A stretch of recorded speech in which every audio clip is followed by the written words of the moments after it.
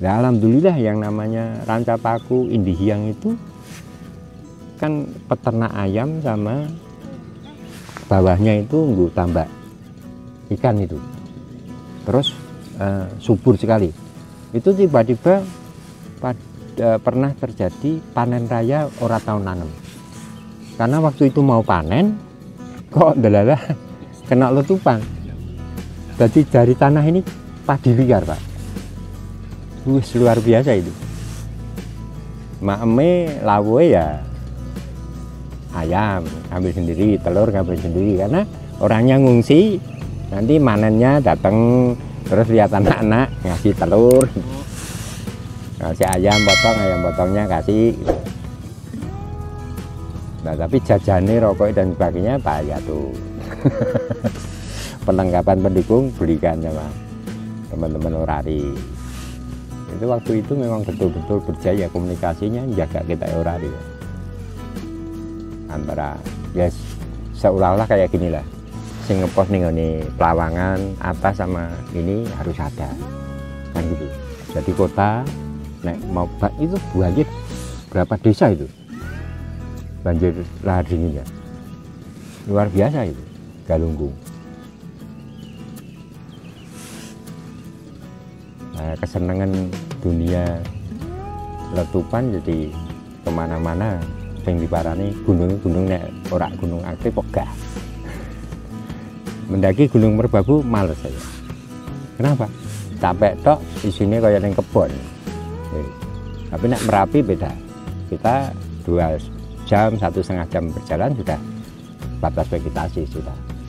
Bahkan kalau kita pinter-pinter ngambil suasanane foto itu seolah-olah kita di savana apa gitu, medan pasir yang luar biasa, kayak sudah kayak di luar kalau itu kayak di Kilimanjaro kayak gitu kan, hampir sama.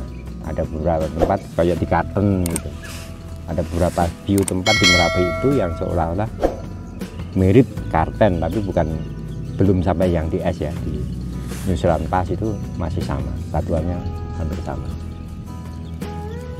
Kalau Pak Nemo dari jenengan Nemo ada mungkin ada persiapan ya Pak untuk bagi mendaki gunung yang ingin mendaki Gunung-gunung gitu ya. gunung itu persiapannya apa mawon selain mental dan Kalau flashback ketika saya mulai menekuni itu pertama kesiapan fisik untuk sampai pada batasan di mana tidak boleh ngawur ya. Era-era tahun 80-an itu transportasi tidak semudah sekarang.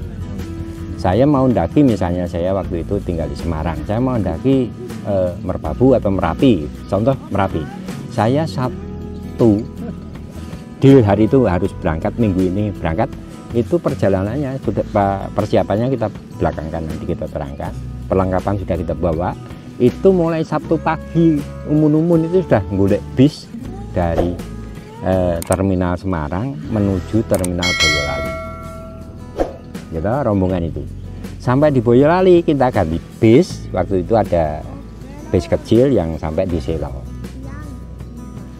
Sampai di Selo itu sudah 1:30 siang Sabtu, nginep di Pak Wito kalau waktu itu.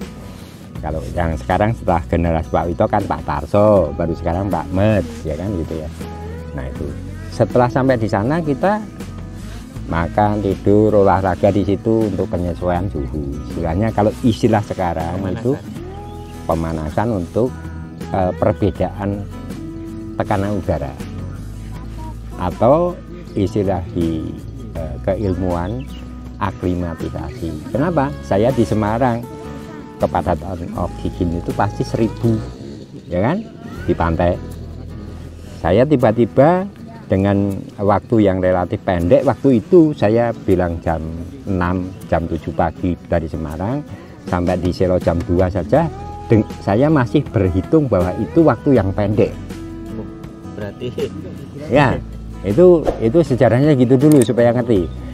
Dari sekian jam itu saya merasakan, menikmati tekanan oksigen yang harusnya kebiasaan kita hirup itu 1000, itu sudah 800. Jadi menurun 20%, hilang. Jadi kenapa orang pendaki gunung kok menggeh-menggeh lah? Anda terlampau aklimatisasinya terlampau cepat. Kalau kita baca literatur zaman sekarang, baru kita ngakui tidak sembarang orang boleh mendaki Himalaya sebelum dia mencapai tahapan 4000, 6500. Berarti Dia sudah ada sertifikat dulu. Saya orang berduit, saya punya bisa terbang ke Namche Baksar, bisa terbang ke Lukla dari Kathmandu misalnya. Itu tidak boleh serta merta bulan itu Anda sampai di base camp Everest yang hanya katakan 7.000, 6.000. Tidak boleh. Prosesnya harus Anda stay berapa saat, harus menunjukkan sertifikasi bahwa Anda pernah mendaki sampai ketinggian 4.000, sampai ketinggian 6.500. Nyusul prasyarat ya Pak ya. Syarat, tidak bisa. Nggak sembarangan untuk gunung yang kita akan apa mendaki gitu ya Pak ya. Iya, tidak bisa. Prasyarat ya, berarti harus lulus ini seperti itu gitu ya. Ya, pernah paling tidak. Dan itu betul-betul sertifikasi dari, walaupun negara kecil dikatakan negara kurang maju bagi halayak Indonesia. Nepal kan mandu paling kono enggak. Peraturannya ketat itu. Itu ya Pak. Iya, dan Anda tidak bisa tanpa Setda, tanpa Sherpa, walaupun sudah Anda setting untuk Anda yakin saya menjadi alpinis style gitu, mendaki, tidak bisa. Anda harus melalui proses di mana Anda harus dipandu oleh namanya Serdar. Jadi jangan salah, kita mendaki puncak Himalaya itu kalau bukan ahlinya atau bukan sertifikat yang mendukung, tidak boleh Anda soloi. Harus disertai pendaki Serdar yang membuka jalur untuk Anda. Berarti ini bisa perang ini. Pendampingan ya Pak. Pendampingan. Apa? Guide gitu ya. Guide. Jadi guide yang mumpuni gitu ya Pak. Seolah-olah kalau kecilnya di Indonesia bisa menyontoh yang seperti itu gunung yang ada di Jawa satu-satunya yang bisa. Mana ya Pak? Itu Gunung Raung. Tidak semua orang boleh mendaki sendiri. Cuma Anda jago manjat, tidak bisa. Anda harus melibatkan pemandu lokal yang memang sudah sertifikasi, karena Gunung Raung untuk mencapai puncak 17, puncak ujung jari, puncak sejati itu tidak bisa Anda. Itu berapa meter Pak tinggian Gunung Raungnya itu Pak?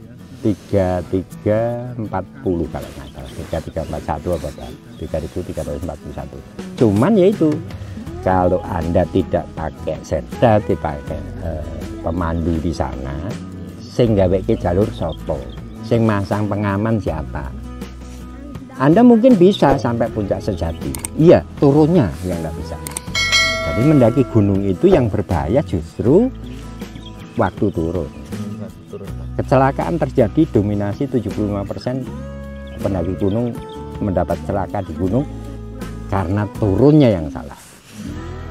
Karena kehabisan tenaga, kedinginan, telat turun, kabut naik, nah itu yang menjadi masalah.